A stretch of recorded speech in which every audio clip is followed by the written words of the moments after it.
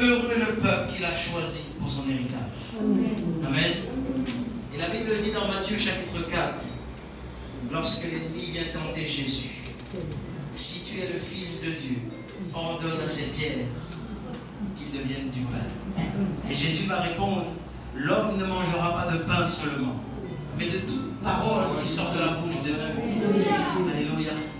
Et vous savez, le Seigneur a mis quelques paroles à travers ces versets dans mon cœur. Et je vais vous la partager. Amen. Et j'ai donné un thème, un titre à ce message. Seulement une parole.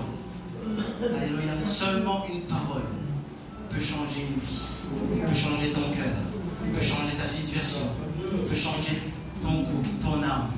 Alléluia. Amen. Amen. La Bible nous dit que à travers ces versets, les cieux ont été créés par la parole de l'Éternel. Vous savez, si on a la foi, on le croit en cela. Mais si on n'a pas la foi, on ne peut pas croire en cela. Comment les cieux ont été faits à travers seulement une parole que Dieu a donnée. Comment Dieu a pu créer l'homme à travers une parole. Comment Dieu a pu créer toutes ces choses à travers la parole. Alléluia. Parce que vous savez, sa parole, elle reste toujours. Ce qu'elle dit, elle accomplit.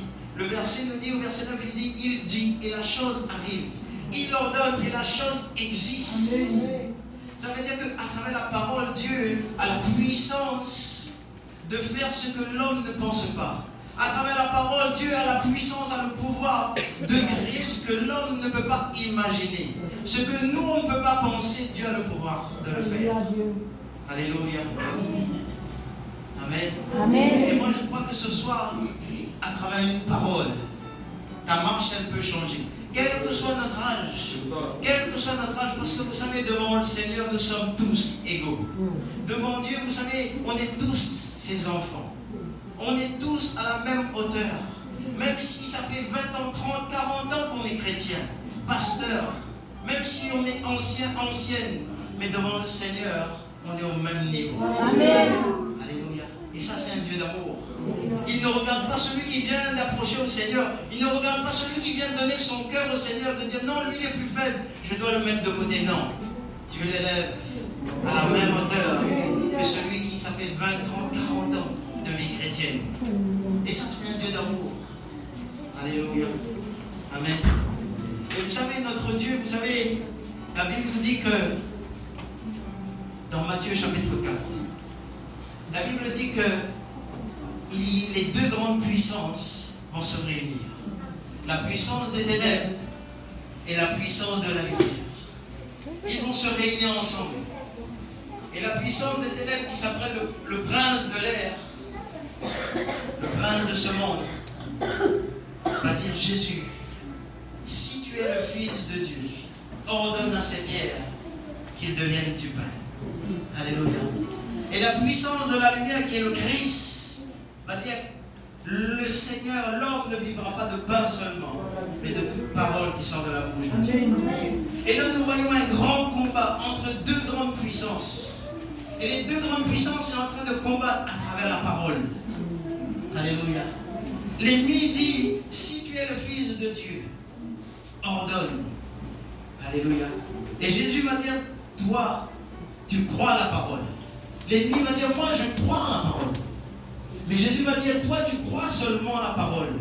Mais moi je ne crois pas seulement à la parole, mais je vis et je m'alimente de la parole. Amen.